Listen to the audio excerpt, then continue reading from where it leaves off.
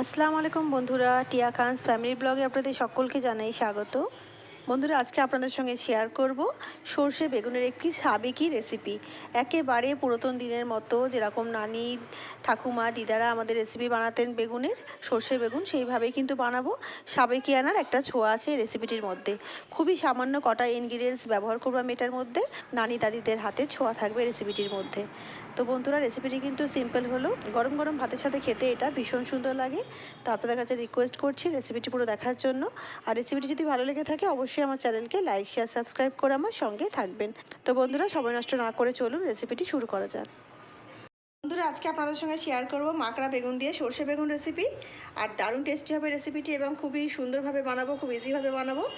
আর আমি কিন্তু এটা ইউজ করেছি মাকড়া বেগুন, আপনারা যে কোনো বেগুন দিয়ে করতে পারেন। তো চলুন রেসিপিটি শুরু করা যাক।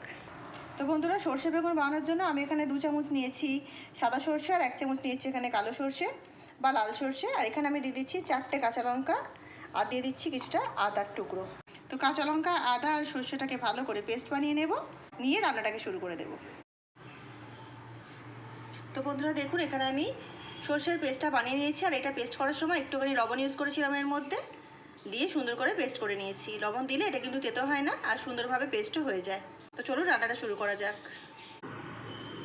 তো বন্ধুরা, বেগুনগুলোর মধ্যে আমি একটু লবণ আর হলুদ মাখিয়ে নেব।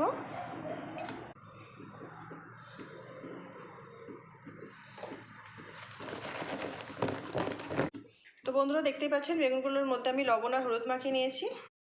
তো বন্ধুরা, রান্নাটা করব আমি এখানে লোহার কড়াইতে। দিয়ে দিচ্ছি কাচ্চিখানি সর্ষের তেল। বেশ খানিকটা কাচ্চিখানি সর্ষের তেল দিয়ে দিলাম, কারণ বেগুনগুলো আগে ভাজা করে নেব, তেলটাকে গরম করে নেব। তো বন্ধুরা, তেলটা গরম হয়ে গেছে, অল্প অল্প বেগুন দিয়ে ভাজা করে তুলে নেব।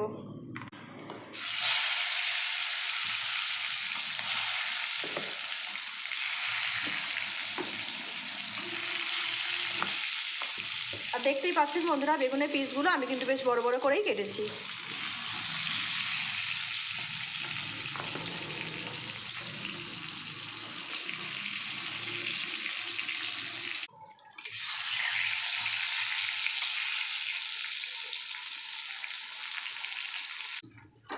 তো বন্ধুরা, এই বেগুনগুলো ভাজা হয়ে গেছে, তুলে নিচ্ছি। এরকম করে ভাজা করলেই হবে।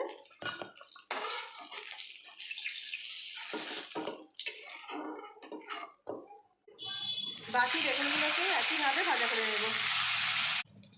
তো বন্ধুরা, সব কটা বেগুন ভাজা হয়ে গেছে, তুলে নেব।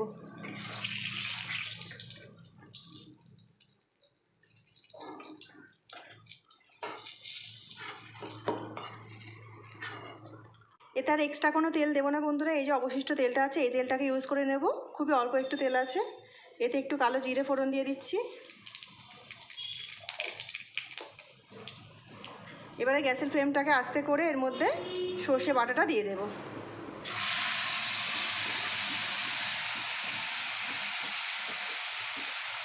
সর্ষের বাটি ধোয়া জলটাকেও দিয়ে দিচ্ছি, নাহলে কিন্তু সর্ষে বেশি ভাজলে তেতে হয়ে যায়, সেই কারণে। সর্ষের মধ্যে আগে থেকে কিন্তু লবণ দেওয়া আছে, সেই জন্য এখন খুবই অল্প পরিমাণে লবণ ইউজ করতে হবে এখানে। আর বেগুন ভাজাতেও লবণ দেওয়া আছে, সেই কারণে বন্ধুরা লবণটা কিন্তু সাবধানে দিতে হবে, বিকজ লবণটা কিন্তু বেগুন ভাজাতেও দেওয়া আছে, সর্ষে বাটার মধ্যেও দেওয়া আছে। তো লবণটা খুবই অল্প পরিমাণ দিতে হবে। এর মধ্যে দিয়ে দিচ্ছি সামান্য পরিমাণে একটু হলুদ গুঁড়ো আর সামান্য পরিমাণে একটু লঙ্কার গুঁড়ো।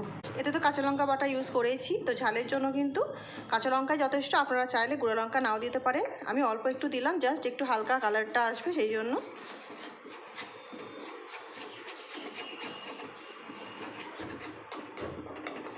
তো বন্ধুরা, আর কিছুই দেওয়ার দরকার নেই, এইটাকে সুন্দর করে একটু ভালো করে ফুটিয়ে নিতে হবে। গ্যাসটাকে এই সময় একটু জোরে করে দিয়েছি। সুন্দর করে মশলাটাকে ফুটিয়ে নেব, যাতে মশলার মধ্যে কাঁচা আদার গন্ধটা না থাকে।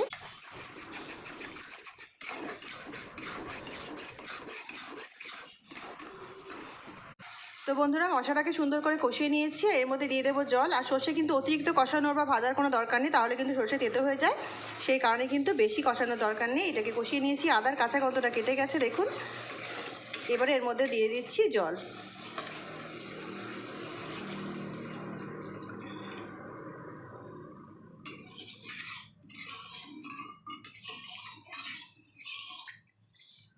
জলটা দেওয়ার পরে এতে দিয়ে দিচ্ছি সামান্য পরিমাণে একটু চিনি, যেহেতু কাঁচা লঙ্কা পরিমাণটা অনেকটা আছে তো সেই কারণে কিন্তু অল্প একটু চিনি দিলে স্বাদটা বেশ ভালো আসবে।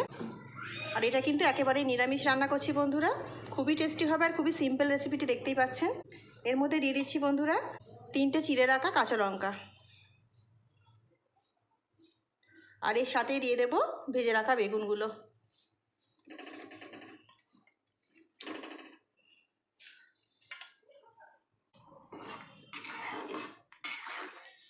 অনেকে এটা একটু মাখা মাখা খেতে পছন্দ করেন, অনেকে একটু হালকা ঝোল পাতলা খেতে পছন্দ করেন। তো আপনারা যদি পাতলা ঝোল খেতে পছন্দ করেন তো সেই বুঝেই কিন্তু জলটা দেবেন।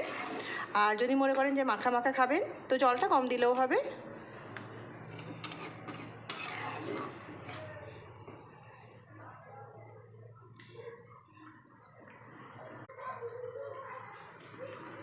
এইবার এটাকে ঢেকে দেবো, ঢেকে দিয়ে মিডিয়াম ফ্লেমে 5 মিনিট মতো রান্না করে নিলেই হবে।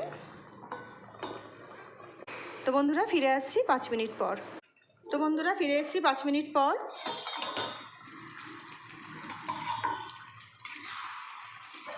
তো দেখুন সর্ষে বেগুন কিন্তু আমার একেবারে রেডি হয়ে গেছে বন্ধুরা, দেখতেই পাচ্ছেন কত সুন্দর মাখা মাখা হয়েছে। তা আমি এরকমই রাখবো, খুব শুকনোও করবো না আর খুব বেশি ঝোলও রাখবো না। তো বন্ধুরা আমি এরকম মাখা মাখাই রাখবো, দেখুন কত সুন্দর গায়ে মাখা মাখা। তো এইভাবে কিন্তু সর্ষে বেগুন আপনারা খুব সহজেই বানিয়ে ফেলতে পারবেন বন্ধুরা। গ্যাসের ফ্লেমটা দিলাম অফ করে, আর আপনারা চাইলে এর উপরে কিন্তু একটু কাঁচা সর্ষের তেলও ছড়িয়ে দিতে পারেন। দেখুন কাছ থেকে দেখাচ্ছি কত সুন্দর রেসিপিটি, আপনাদের চোখের সামনেই বানালাম বন্ধুরা, দেখতে পেলেন কত সুন্দর টেস্টি একটি সর্ষে বেগুন রেসিপি। তো বন্ধুরা রেসিপিটি কেমন লাগলো অবশ্যই কমেন্ট করে আমাকে জানাবেন, এবং রেসিপিটি যদি আপনাদের ভালো লেগে থাকে অবশ্যই আমার চ্যানেলকে লাইক শেয়ার সাবস্ক্রাইব করে আমার সঙ্গে থাকবেন। তো বন্ধুরা দেখা হচ্ছে একটা অন্য নতুন রেসিপির সঙ্গে, ততক্ষণ সবাই ভালো থাকুন, সুস্থ থাকুন, আল্লাহ হাফিজ।